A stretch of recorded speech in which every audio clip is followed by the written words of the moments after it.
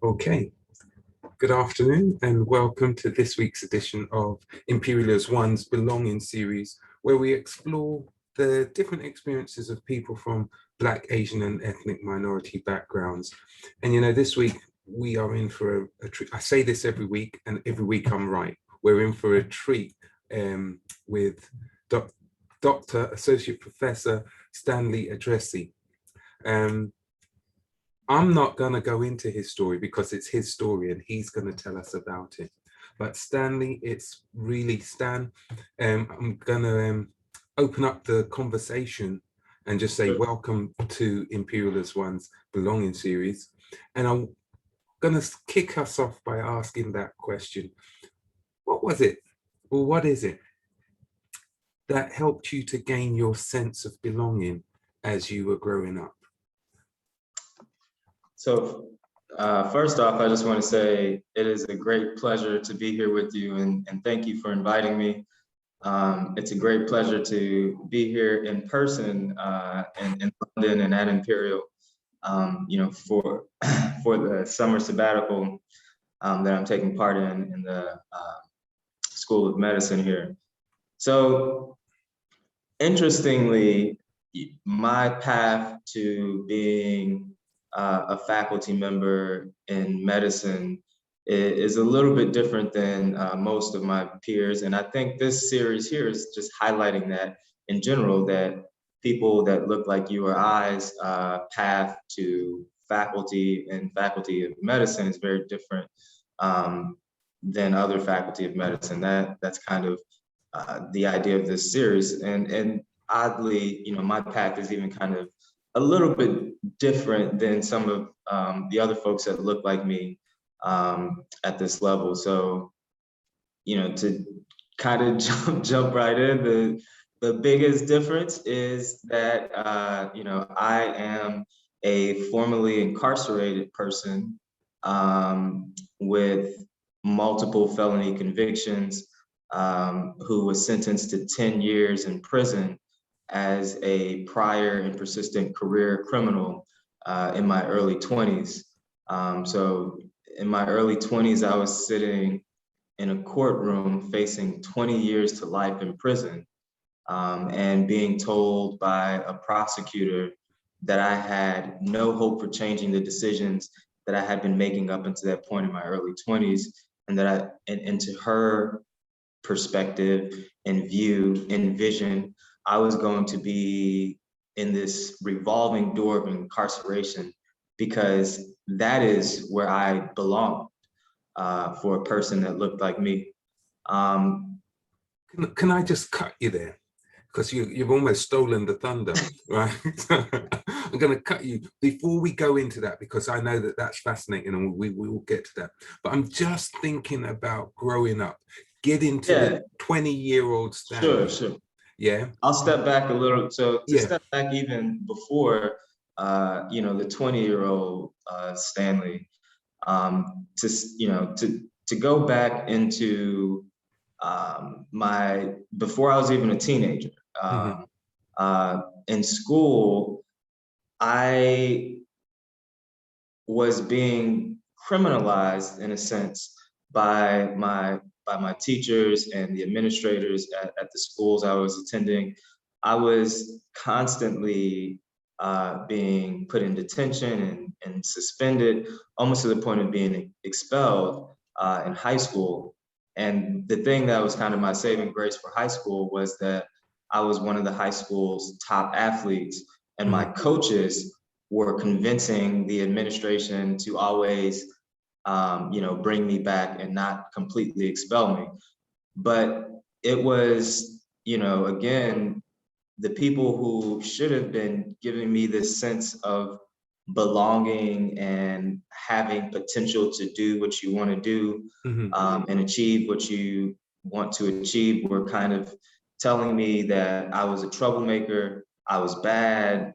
And so, that label kind of partly was something that was involved in me eventually getting entangled in the criminal legal system as early as 14 years old. So I I am from the Ferguson, Missouri area, which is in the middle of the country, Yeah. over in the States.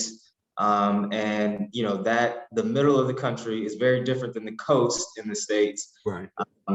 And St. Louis is a very conservative, or excuse me, Missouri is very conservative. St. Louis is kind of this liberal dot in this conservative state, really in the whole conservative middle of the country.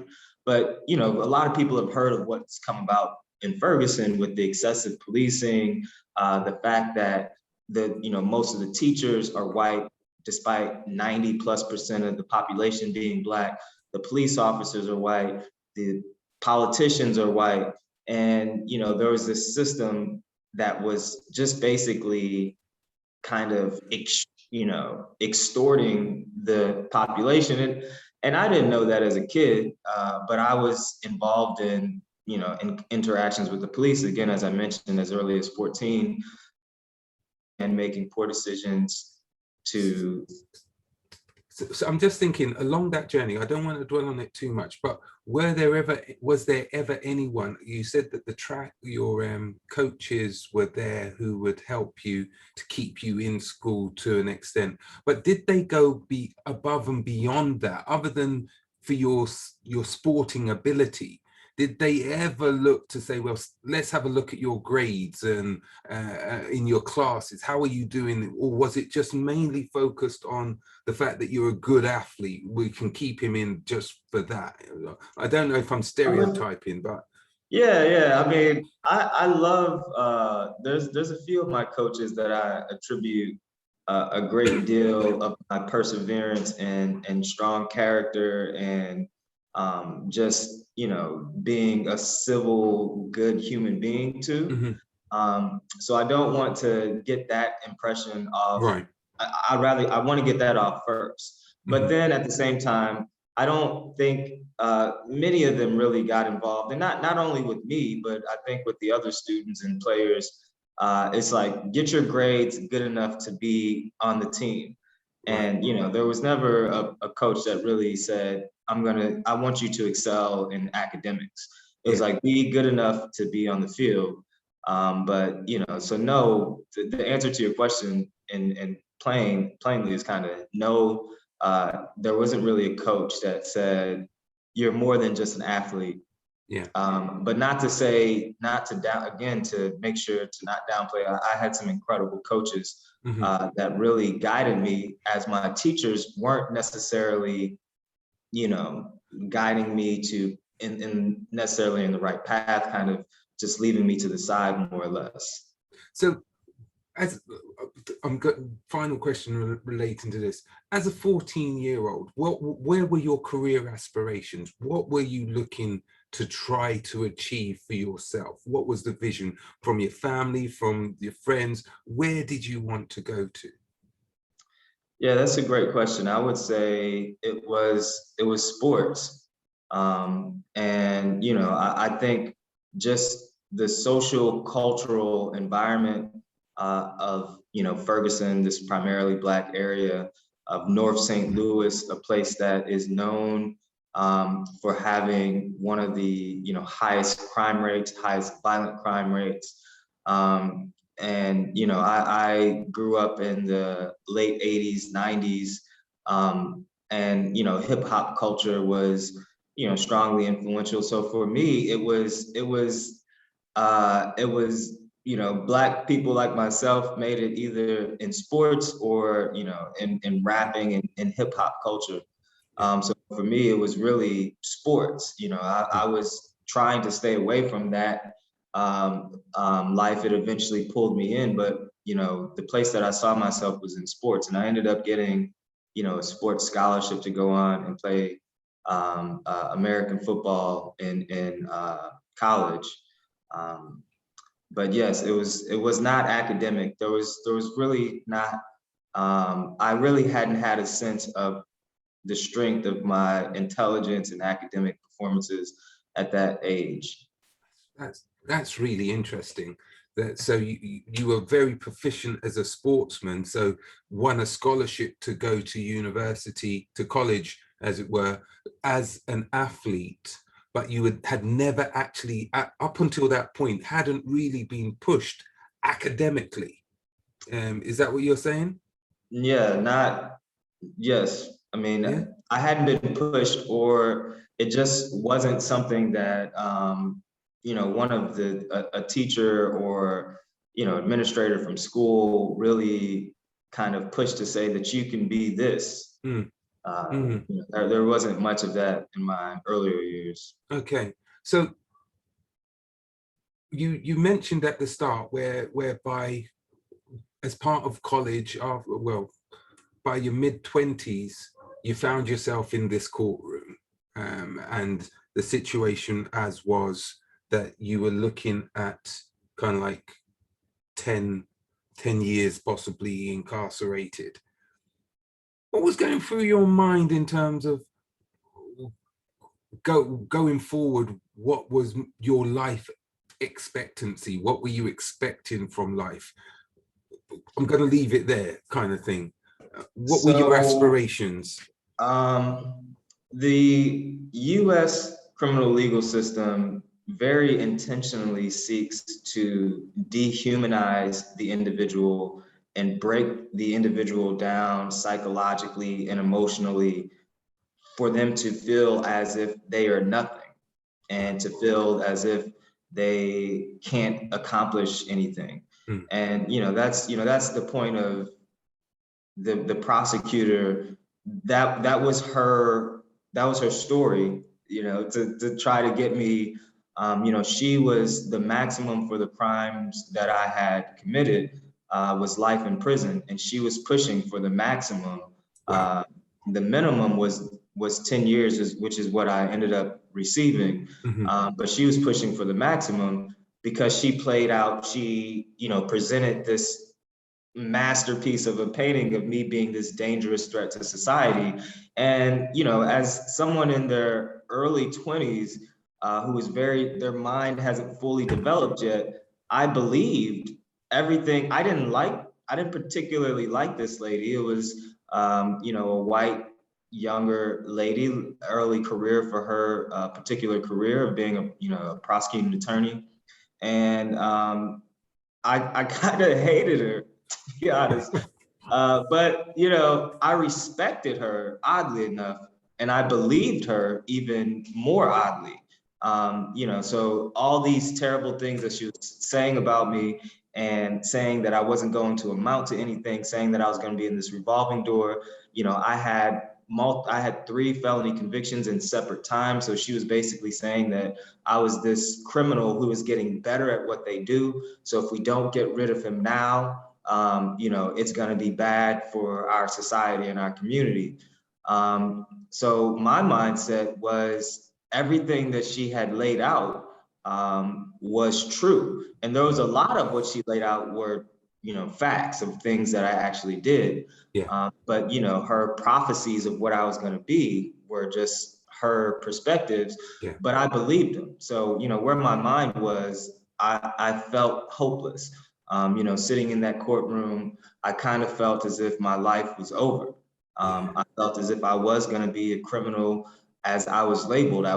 She hit me with the 3 strikes law, which, permanently puts this stamp of career criminal on my name. Yeah. And that's what I thought was going to be, that's what I thought I was going to be for the rest of my life. So I'm trying to get to the turning point. What happened? Because that's one perspective, and you're almost telling me that to an extent you believed part of that perspective. So what was it that flicked? What was the switch? What was the change which enabled you to say, that's not me? Yeah, that it's the term. I know it's a pretty popular term, and for individuals who've had the experiences that I've had, it's this rock bottom. So I had, a lot of people, that term of being, I can't go any lower than this. Like, I need to go up. That's the only place that I can go. So I reached this point of feeling like, I just felt completely broken and terrible and just so disappointed and ashamed in how I've hurt, the many people that I hurt, both my family and, non-family members, and, taking part in the actions that I had taken part in. And it was sitting in prison that, this light bulb moment came. And I was fortunate enough. I mean, it was curated in a sense, because I was fortunate enough to have this mentor step into my life, who saw a different trajectory for me. He saw this potential that I hadn't really seen in myself up until that point, and he started investing in that potential, and he started investing in me and my talents, both, literally putting money into my prison account, as well as putting time into, spending time with me via writing letters and phone calls. That tied with my father, right when I went into prison. His health just deteriorated in this, just in this very, very quickly, because, he had been a type 2 diabetic for a large part of me, even before I went to prison, but he was healthy. To my perspective. And then I went away, and he just was, in and out of being in the hospital, went through a number of different surgeries and amputations. And then, eventually ended up, after 2 years of battling this very difficult road of hospitalizations, ended up losing his battle with type 2 diabetes. From my perspective, it was my going to prison that kind of catapulted these events. And, that was just this emotion, death and dying and sickness is very difficult. But dealing with it when you're locked in a cage inside prison is just exponentially elevates the emotional challenge. And in prison, you can't just go to a friend and cry on their shoulder. That type of weakness can be dangerous. So I had to kind of bottle this very emotionally difficult and challenging thing. And the way for many people, they express these psychological and emotional challenges by being violent towards others or violent towards themselves.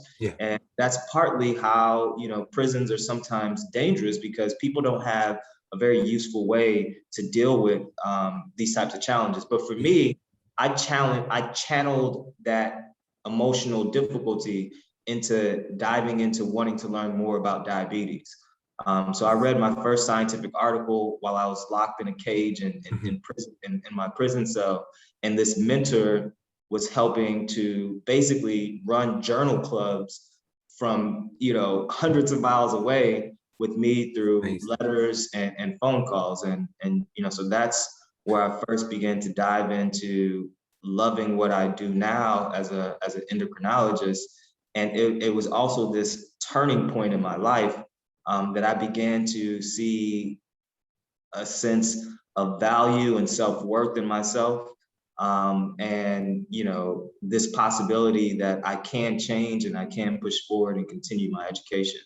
So even though your body was incarcerated, your mind was free to meet the challenge of the fact that your father had passed, wanting to understand why it was that not just the physical mechanisms which had caused the body to react against itself in that way. And that then became a challenge for you. And with the support of your mentor, you were then able to free your mind and just go for it. Is that kind That's of? very, very accurate. I often describe it just as you just said, is, my body was physically locked inside this prison cell, but my mind was roaming freely inside the human cell. So I began just being completely enthralled with learning more about how the human cell functions at this molecular cellular level. I don't know if the magic school bus was a thing here, But I don't know if when they travel through the body and they're like, that's what I felt like I was traveling through the cell, learning about these different organelles and how they process and how they fail in conditions such as diabetes was just extremely, extremely fascinating to me. And, one scientific article that is, 10 to 15 pages, I'm sure this audience is very familiar with what a scientific article looks like and how every other word is, some abbreviation that you've never heard of before. And in prison, there's not dictionaries to be able to, look those types of things up. So it's even more challenging. And so, hold on one second. I think the lighting just went out in this room. So you might have to stand. One moment. You might have to just stand up and wave. Yeah, it's one of the. I haven't moved enough apparently.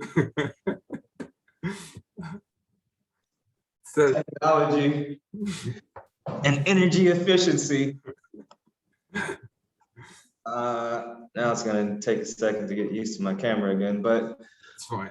That's fine. I believe you could probably pull that out or have some nice bloopers at least. Yeah, no, that's fine. Don't worry.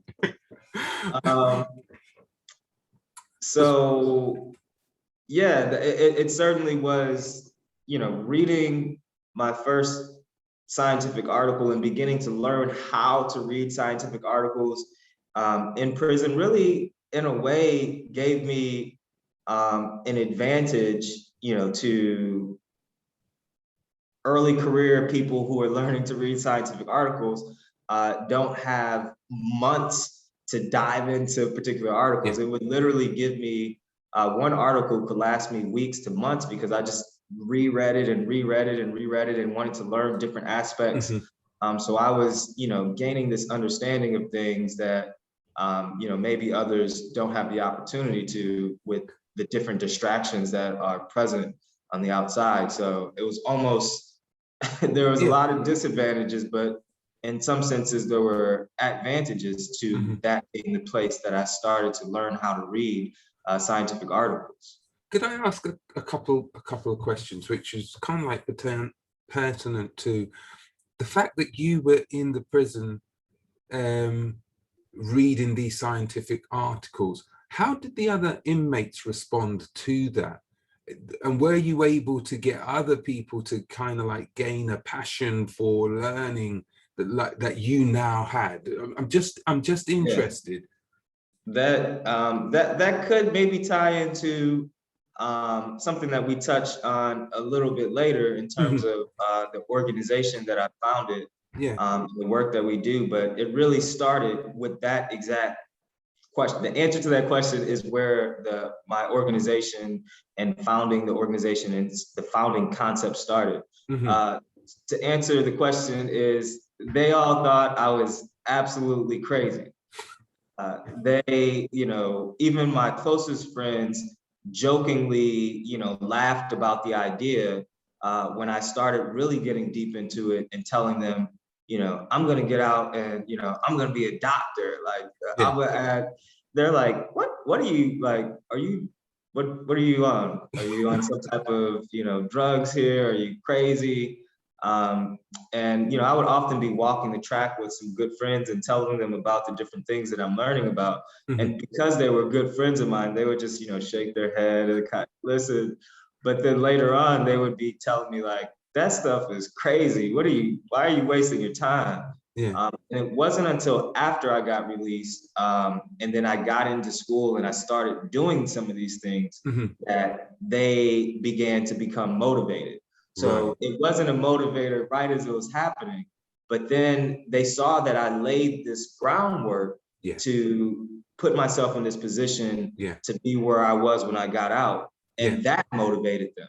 So when I was doing it, they thought it was silly. They didn't believe it. They thought it was a waste of time. They were like, just let's go play basketball. But then when they saw the fruits of that labor, it did indeed motivate them to, use education as this tool. And as I was mentioning, that was kind of the founding of the organization. Some of those initial contacts, I ended up founding the organization with two individuals I was incarcerated with. Yeah. Two of those individuals that I was usually walking the track with and just Yeah. talking nonsense, what sounded like nonsense in terms of what I was hoping to do when I got out. But that was a motivator to them. I got out a little earlier than them. And then, I was able to help them set themselves up to use education to help change their lives as well. I'm just wary of time, because I really could, I want to dissect this, but I'm just wary of the amount of time that we have, and the audience always likes to answer a few questions. But I want to get to the idea that, can you just tell us the organization? There's a couple of things which I want clearly, based on what you had said earlier on, which was kind of like the whole kind of prison system and the incarceration was almost like dehumanizing the individual, telling them that they're worth nothing. Yeah. So you come out of prison, almost having been indoctrinated with that kind of mentality for however long that you've been there, from the once you enter that system, if based on what you've said. So what challenges, because you then said that you got into school. Now I'm assuming that that wasn't an easy task. You make it sound as though it was. I got into school. but what happened? In a few short words, without going through the many challenges, which to plug, my book, which is coming out in just a few weeks. I detail the different challenges much more extensively in my book, but in brief, it would take about 6 months to put together a single application. One of the biggest challenges was the mail system, and just the ethos and the way prison is run was, partly why the mail system was so antiquated. One of the things that I always mention is a person in prison, you can buy 20 boxes of Little Debbie's, the little cakes, per week. 20 boxes that have like 10 packages in each of them. You can buy 10 cans of tobacco, which roll 100 plus cigarettes. So you can smoke 1,000 cigarettes per week, or eat 100 cakes per week. But the amount of books you were allowed in your cell was only 3. So you can get lung cancer, you can get diabetes, but heaven forbid you try to get educated. That's actually not allowed. It is a violation. I would be getting violations because I had too many books in my room. I was potentially getting sent to the hole, which is, isolation, for having too many books, for trying to learn. And similarly, the mail, you can only have 5 pieces of mail per mail. So if someone sent you a letter with more than 5 sheets of paper in it, it got rejected. And if you're trying to apply to a school, they send you a packet with like a 20-page packet of information. So these packets of information that I was getting were just getting rejected. I put in constantly to I'm trying to get into the school, please let these come through. No, it's against our policy. I'm sorry. To the point that they were literally giving me violations because I was getting these things sent in. And it's I can't control what people send in to me. You can reject it, okay, but you're actually giving me a violation for someone else sending in more. So because of those complications, I had to have my friends get the packets, break them down, send them in by 5. So they would send me in letters, just to get one application would be 10 to 15 pieces of mail being sent in to me. And it was just this slow process of many different things that I kind of go into more detail, but and it took 6 months to put together one application. I ended up applying to 7 different schools. So months and months of trying to get all the things, writing these statements. You're at home, you could kind of type, you have a proofreader write it to your computer. We didn't have that. So I would have to write it out, send it to someone. They would have to type it up, proof it, send it back to me. I would rewrite it, send it back again to get edited again, which my this mentor was helping me in that process. But just writing the personal statement took weeks. So doing all this, putting it together, spending all this energy, getting excited about it, about the possibility. And then almost immediately as I, pressed, my friends on the outside ended up pressing the send button, because a lot of these applications are only electronically. So my friends had to press the send button. Almost immediately as they pressed the send button, they got, within a day or two, just rejection after rejection after rejection after rejection. I was rejected from every single place except for the one that this mentor was on the admissions committee, and that was a school called a university called St. Louis University, St. Louis, Missouri, where I was from. So without this, because I had to check the box on all these applications, I'm sure that was the reason I was rejected. So tell me what box it is that you had to check. So I had to inform them that I had criminal convictions. Mm-hmm. And these questions, it's on, it's on every application. Mm. But it's kind of, there's an irony, or just, clearly the people that are putting these together don't exactly know. And that's kind of what my organization does, help people understand this. The question is, have you ever been convicted of a felony? Mm-hmm. And it says, please, if yes, please explain. And it gives one line. Mm. One line. I had multiple, one line could barely explain part of, one of the convictions. So there's just, but then there's just this sense of fear that what am I supposed to do? They give me one line. I don't even want to, how do I tell about this terrible, these things? And so it's just emotionally, like, it's a deterrent. There's actually studies that show that 66% of people that see that don't end up continuing. So, because they just know that they're about to get rejected.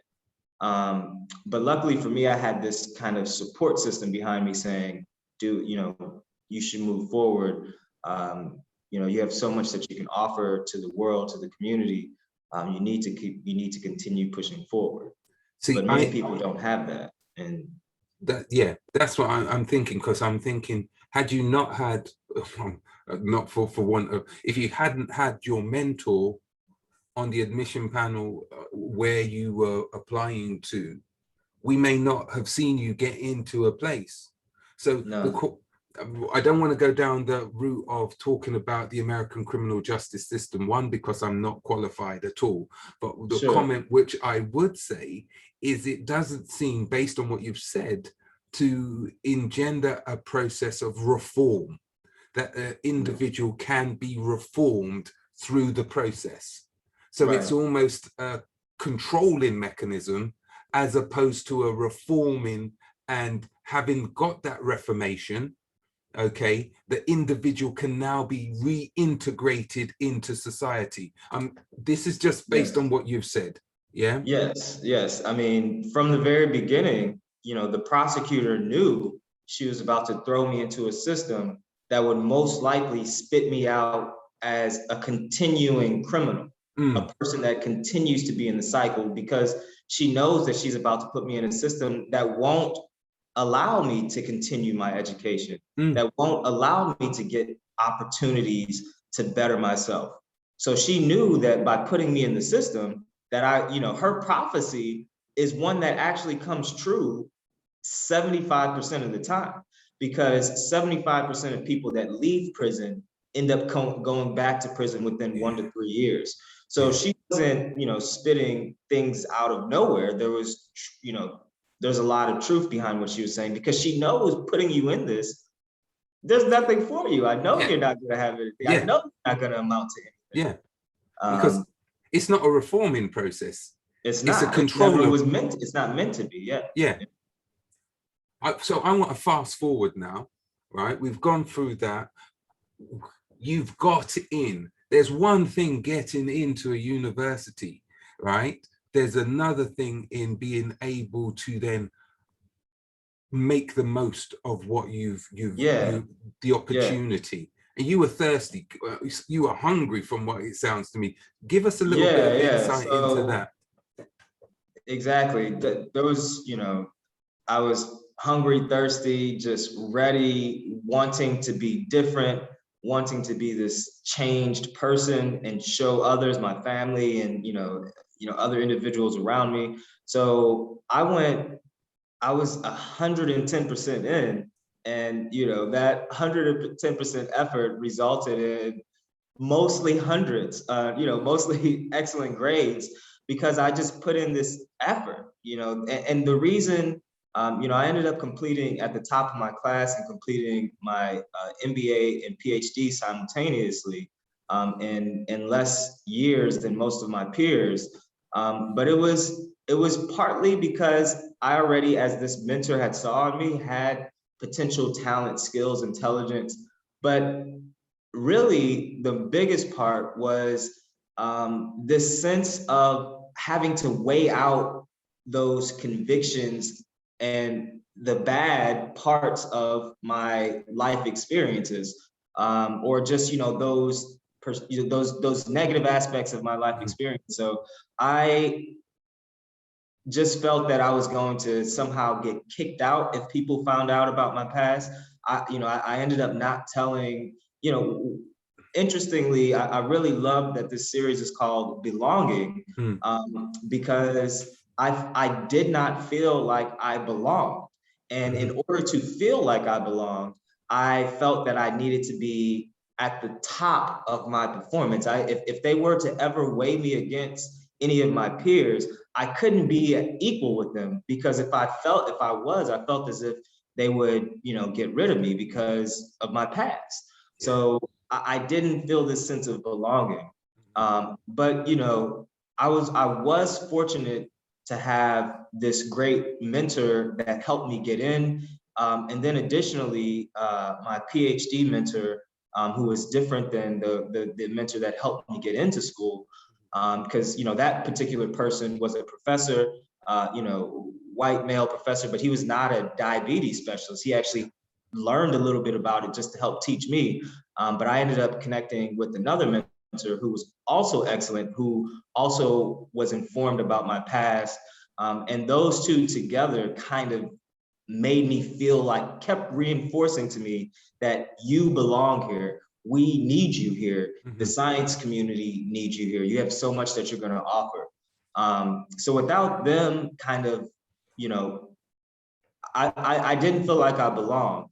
Mhm. And, I was, again, just very fortunate to have these mentors that, were challenging this feeling of mine of Yeah. that I was this imposter. Yeah. And I don't know how that was just a huge part of me successfully getting through. And then just the fact of having this drive to be different and changed, and just brought about this hunger and thirst that, I excelled in my academic studies.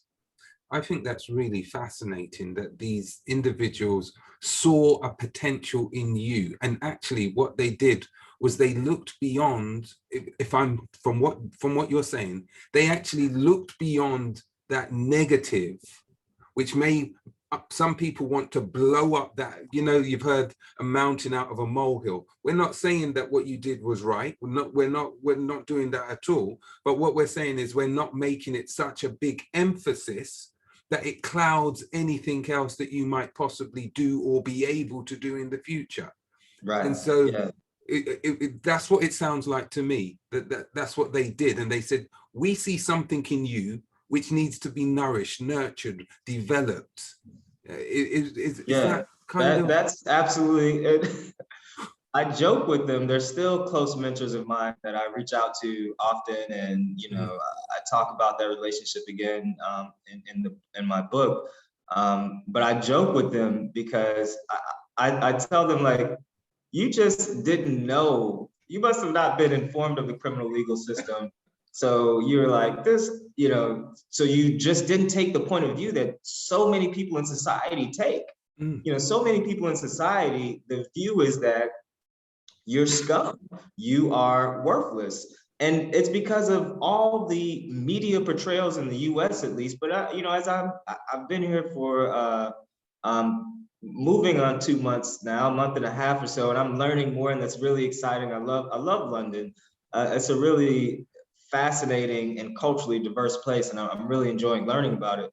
But I don't know to the I mean, from my understanding, it's not to the extent. But in the U.S., there's just this insane desire to paint the criminal justice system and paint the people involved in it as these monsters.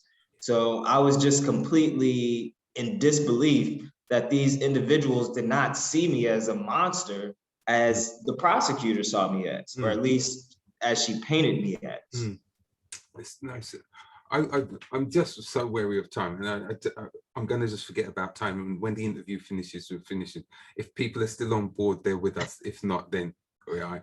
Because I think it's just so fascinating, because what we haven't even discussed at the moment is about your organization.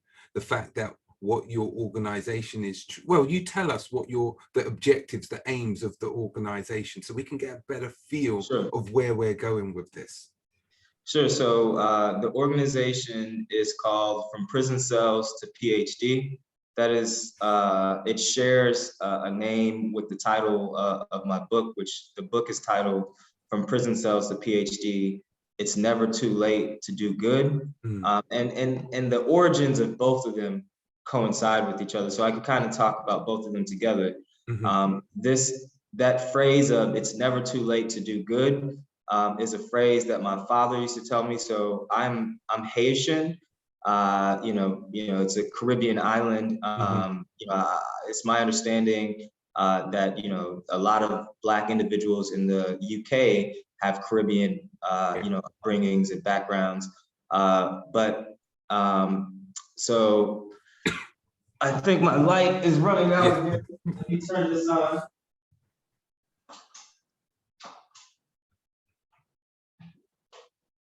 Should have picked a different. It's hard to find a quiet room here. I'm actually here at Imperial still. But my father used to tell, so we're Haitian. We grew up speaking Creole, which is the language spoken in Haiti. And the phrase was "Il pas jamais toi pour faire bien." And this is just something that, it's hard. Translating between languages don't always fully translate it. It's a phrase that kind of has two meanings to it. One of the meanings for him was it's never too late to reach your full potential. So as I was going through making these poor decisions and getting deeper and deeper into selling drugs, he would, remind me that it's never too late for you to move towards reaching your full potential. And the other part of the meaning of it was it's never too late to do the right thing. And so he was, reminding me that despite all the things that you've done, it's not too late to be this different person and to do good. And so, that is where the title of the book comes from. But also, that these things tied with losing my father, tied with the mentor in prison, tied with my friends that I was telling you about, that we have these conversations, we came to this understanding that education can be this transformative tool to really help inspire that change, or help be the vehicle to that change. I think, more appropriately, the vehicle to the change. It's not, and so the organization, the mission of the organization is to help individuals excel beyond what society and life circumstances have set to be the norm. And, that ties in all the stuff that I mentioned about the prosecutor and how the system says that you are worthless. We want to help people excel beyond this idea that they should just get out and find some minimum wage job and just stop committing crime. We want people to use their talents that they were given, their innate talents, and we want them to reach their full potential, because society and the community needs that. It doesn't benefit society to put someone in this warehouse and then spit them out and not have anything that they could do, or they'll be the same individual that was committing the crimes before if you don't give them the opportunity to reform, as you were mentioning.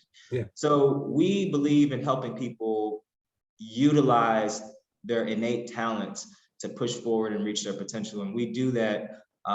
We connect with about 400 people per year and help them pursue higher education and employment. And we work both by, programmatically, but also trying to change policies over the U.S. That sounds fantastic. It sounds really excellent. There's a couple of questions. I'm just wary. I am still just wary of time. But there's one question which kind of like, so you're recognizing the talent which individuals from who have been incarcerated, that they do still possess talents. They're not worthless. They're not the scum, as you said earlier on. As long as they're given something, a vehicle to help them on that transformational process. And that's what your organization is offering.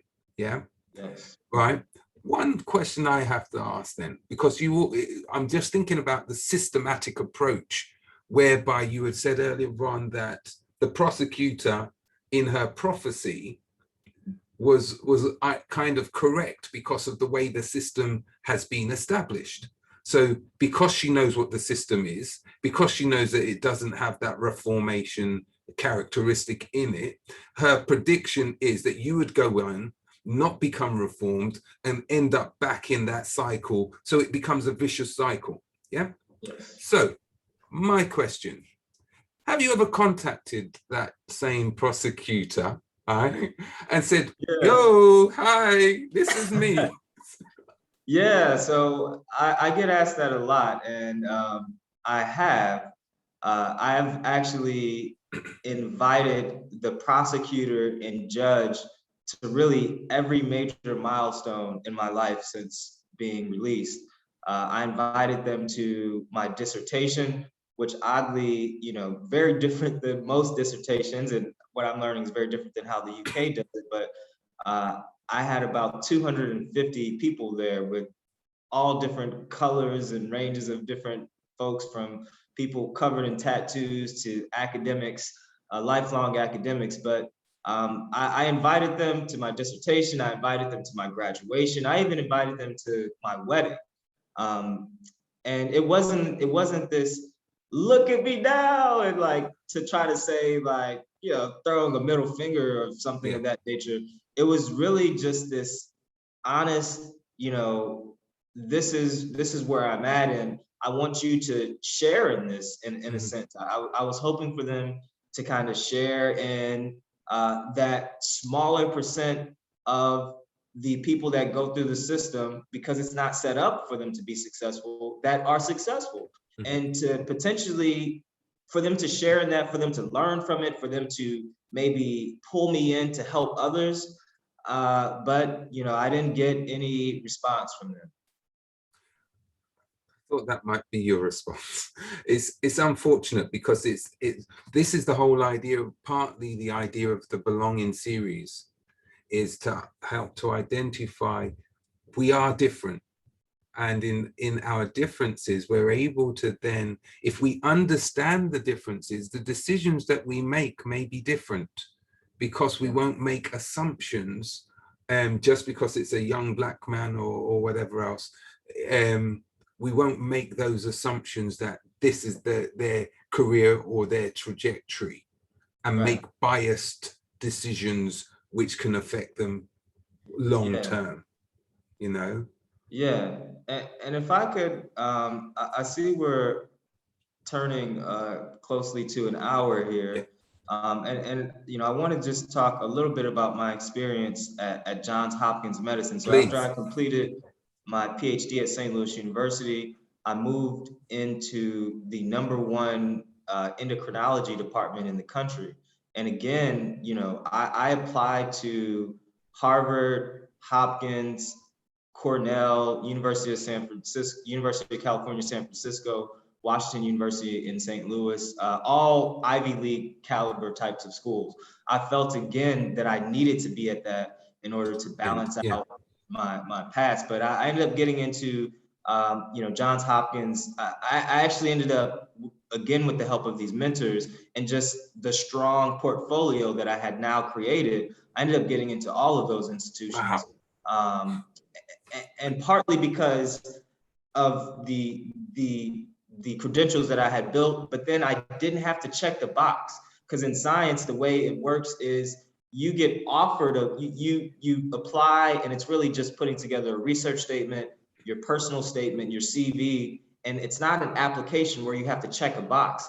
It's not until the department person that you're interviewing with and the committee says, we like this person, we want to bring them in, then you go to HR, and then you have to check the box.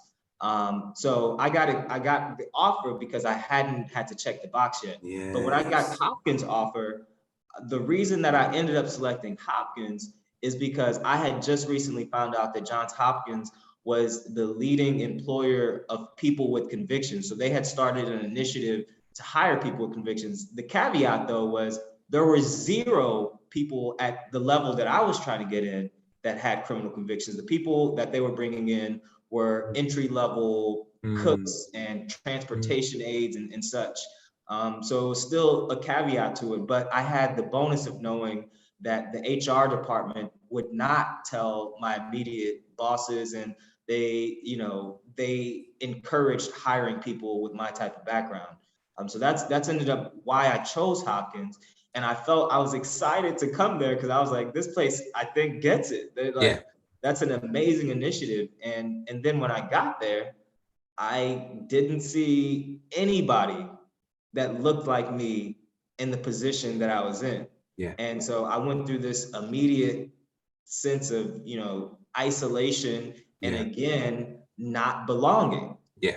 And that was this challenging thing that eventually a few other Black postdocs and residents that were that I became friends with, we ended up starting a group called the Diversity Postdoc Alliance that grew into obtaining several $1 million of funding to help transition Black postdocs and residents into faculty positions.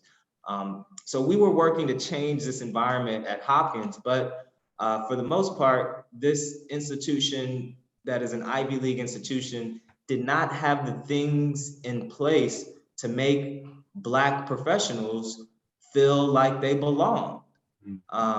And that is, to give a plug to the series that I'm going to be doing, the part 2 to that. I mean, a lot of times, institutions of higher education still have a lot of, they have a lot more to do to make it more conducive for individuals that look like you and me to push ahead in this type of career. And I mean, probably the stories that you've heard from this series, for some of the Black individuals that make it to the higher ranks of faculty academics, it's a treacherous road that they've actually gone through of not having this, of being told that they don't belong, but having somebody, like in my case, probably in everyone's in cases, my belief, like you don't get to be in places of what folks would consider successful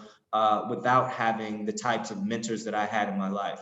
A lot of people want to think that they didn't have that because they've been privileged to just, society surrounds them with these types of experiences. In the US, many people, white individuals in communities that have more resources are just kind of surrounded with these different supports and mentors to help them push forward in careers such as an academic professional career.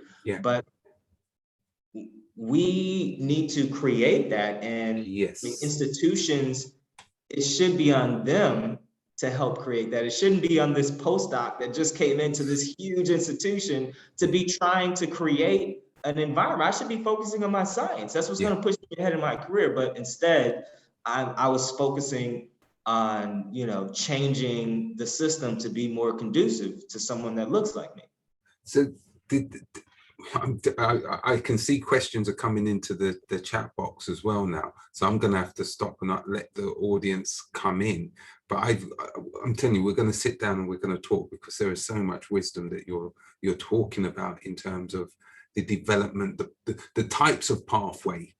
And that's what I like about the title, the PhD, the prison to PhD pathway, because you're looking at a different pathway which needs to be established. So I really like that. I'm going to bring in C. I'm not sure what the Yeah, name. sorry, Wayne, that's me. All right, go ahead. I'm trying to get my this time. There we go. Stan, thank you so much. This has been really, really interesting to hear. And I guess my question was related to basically the individuals that you've been working with. So when we think about these groups that are usually discouraged, dissuaded, or disadvantaged into entering academia, I'm wondering if their inherent characteristics or traits or kind of shared histories from those that we see coming out of adversity into success, or if you believe that kind of that motivation and the energy that's propelling the people you're working with, can that be cultivated? Because I think that's a really big problem when we're going into these communities where perhaps these ideas, these notions, these concepts have never existed. What are you finding can actually kind of compel an individual to engage, or do you think there tends to be something that already exists? So I believe that's a great question, and thank you for that question. I believe that I believe that every individual has their set of talents and value and potential. The communities where, Black and brown communities in the US, at least, and disadvantaged communities really, like, all around the world, they have what they need to push forward and succeed and reach their potential. What they don't have is access and opportunity. So what can push someone, you say, what is that kind of activation energy? That activation energy is providing true access and true opportunity, as well as the resources and support to really capitalize on that access and opportunity. It's not like, oh, the door's over there, all you have to do is get to it. You see it, right? But then there's, spikes and pitfalls and, hurdles and things to climb. So just, pull yourself up by the bootstrap and get to the door. You see it, right? So it's not that type of access. We need to remove those pitfalls and spikes and hurdles and provide true opportunity and access. And that is, when someone is able to see the door as well as not see the obstacles, that is the activation energy to say, I can do this. I think it wasn't that I had a lack of understanding of my skills. It was that I really didn't see my skills being used the way that I'm using them now, because there wasn't a clear enough path for me. The clearer path, as I mentioned, was being a rapper, being a sports athlete. That path seemed much more accessible to me. I don't know if you had a follow-up, Crystal, or I'll save it for now. Thank you very much. Yeah. No, brilliant answer. I see Mabel. I'm not sure if she wanted to say something or if she's made a comment in the chat. Mabel, did you want to say anything? No, so thank you so much. Really brilliant, fascinating talk. I can't wait for the book. So I had a question just to kind of do with social media, because you did mention one of the things was about access. And I think for me, obviously, I did my PhD a few years ago. And one thing I've realized through the talks that the team has organized is realizing the big role that things like Twitter play, where you're finding all these PhD students finding each other and connecting. That's not something that was around when I did my PhD. And I wondered, do you see social media as playing a role in terms of reaching people? Because somebody in America can quite easily tutor somebody in the UK. Somebody in the UK can quite easily tutor somebody in Uganda. So I wondered if that's something that you thought about and what your comments are on the matter. So that's a great question and comment, and I agree. I think we now live in a global world. Just last night, my program and organization works in 35 different states. We just last night, I was inside a South Carolina prison with some women who are incarcerated in our program. So the globalness of Zoom and the different technologies really does, open this level of opportunity that was not around, previous to having these technologies. But again, to that idea of the door being there, but then there being spikes, pitfalls, and hurdles in the way. A lot of the people that there's certain communities that don't have as much access to Wi-Fi and computer technology. So how do they find me or you on Twitter? Despite, I'm active on social media. I truly believe that, for the community that is connected to social media, it offers this opportunity that is vastly different in terms of creating a support system. Especially you could search different hashtags, and there's certainly this level of support that was not around without that. But we can't forget about the individuals that simply don't have as accessible access to those types of opportunities of just the internet. So the folks that I'm working with, their neighborhoods don't have Starbucks in them where there's free Wi-Fi. So and their houses don't have it. So how do they find me on Twitter? Very interesting point. So whereas we can think of social media and technology being a potential connector, a conduit, if you're being denied, so it's almost like they used to call it illiteracy if you didn't have books. So we're almost talking about like a digital illiteracy because you don't have access to the technology to enable you to engage. So you're being doubly disadvantaged. Yeah. If that, based on what you've said. Yeah. So I think there's just two sides to what you say. You're 100% correct in that there's this environment that we need to, I try personally to really capitalize on social media and the networks that it creates. But, at the same time, our organization, for instance, knows that we need to be out in the community, walking through the community and connecting in different ways to folks that may not have those same types of opportunity. And I'm talking about people that are a little bit farther down the pipeline, earlier in the pipeline to, a faculty position. But, if we don't start at that stage of the pipeline, that's where we need to start feeding the pipeline at all stages, but, certainly at the beginning. Yeah, definitely. I'm going to take Samson as the last question for now. I think, sorry, that's me. Saying I knew it was you. Right. For some reason, I'm calling from my phone. Stanley, fantastic presentation.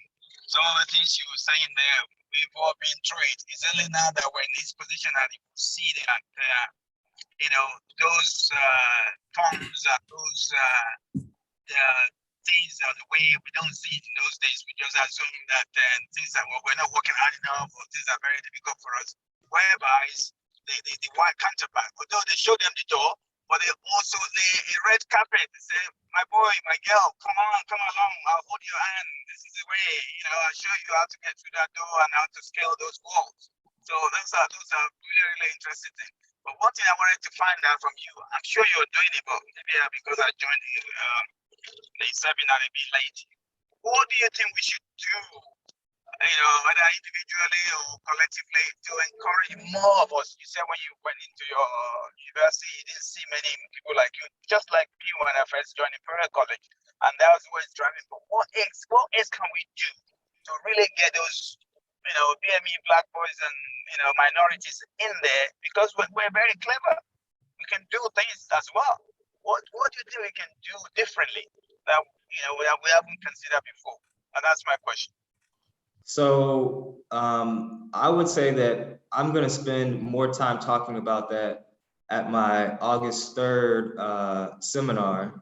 And, we're going to spend an hour plus kind of talking, but the answers needs, more time than just a short comment. But, what is it, if I'm hearing correctly, are you asking what is it that us as Black individuals and BME individuals can do Or is it, I think the question may need to be rephrased as, what should the institutions be doing? So there's certainly, I think both questions are important. And you probably know as well as anyone else who's been a Black academic, we're doing a lot already. We're kind of, for me, I had this feeling of having to be not just twice as good, but 3 or 4 times as good, because I had being Black against me, I had being having criminal convictions against me. So we've been doing a lot. I think it's time for our institutions to do more. I think it's time for them to very intentionally work to set up conducive environments that really, as somebody, like I mentioned about me just getting to Hopkins, why should I have had to take on an initiative to find more of me? Why didn't the institution already have something in place to show me all the different people that look like me? Why did I have to? I don't think that I should have to create that. I think the institution should have had it in place for me already. Inherently, they have it in place for people that don't have the skin color as I have, so you already have these systems in place for them to mingle and meet and create scientific ideas.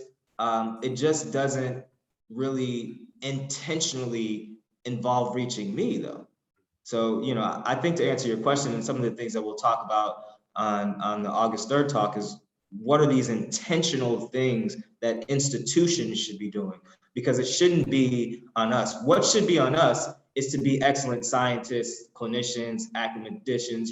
That should be what is on us, not to create systems that make it more conducive. We should, that's putting an extra tax on us that our counterparts, our non-Black counterparts, don't have to do. Yeah. Stanley, you've already plugged. Thank you very much. That's wonderful. Thank you, Sunday, for that excellent question, and Stanley for that brilliant answer. It's been a really fascinating talk today. I always say this, but part 2, I really have to, when we have to arrange a part 2 in a year or so's time, because there was so much which I still would like to unpack with you, because there was so much. I really love that final point which you were making with regards to the intentionality, that there has to be an intention of the institutions to affect real change. And if they don't have that intentionality, then why is it that they're putting all of it upon certain individuals?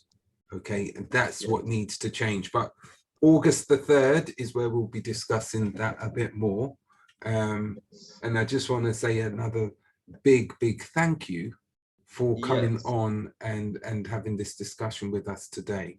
If I might also just add, just simply, I dropped some information in the chat in terms of my book and in terms of our website to the organization, and potentially how to get involved or support the work or learn more about the work that we do. So please feel free, and I encourage you to check out a few of those links. Brilliant. And I'll make sure that they're linked to the website as well when we put the video up. Stanley, thank you so much. All right. And I know we're going to meet again very shortly. So until then, have a good day, and everyone have a good week. I'm going to just, is my usual custom, just to tell everyone what's happening next week. So next week, we're going to have Tiffany Chu with us, who is a senior teaching fellow in the Education Development Unit at Imperial College. We also have another couple of events. We've got Professor Gus John in conversation with the Black Pack, talking about his life and journey as an educationalist in the UK, and his nuggets and wisdom which he has gained in his professional career.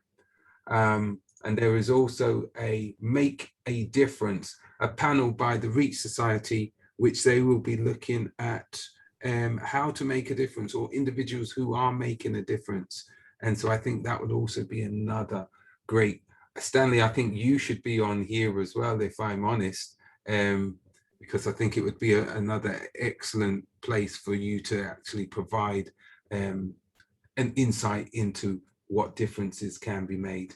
If anybody hasn't seen the videos which we've done before, or the conversations which we've had, then please go to our tinyurl.com/belonging-IAO, and you'll be able to get the other videos. I want to just say another big thank you. Have a good weekend, everyone, and we'll see you again next week.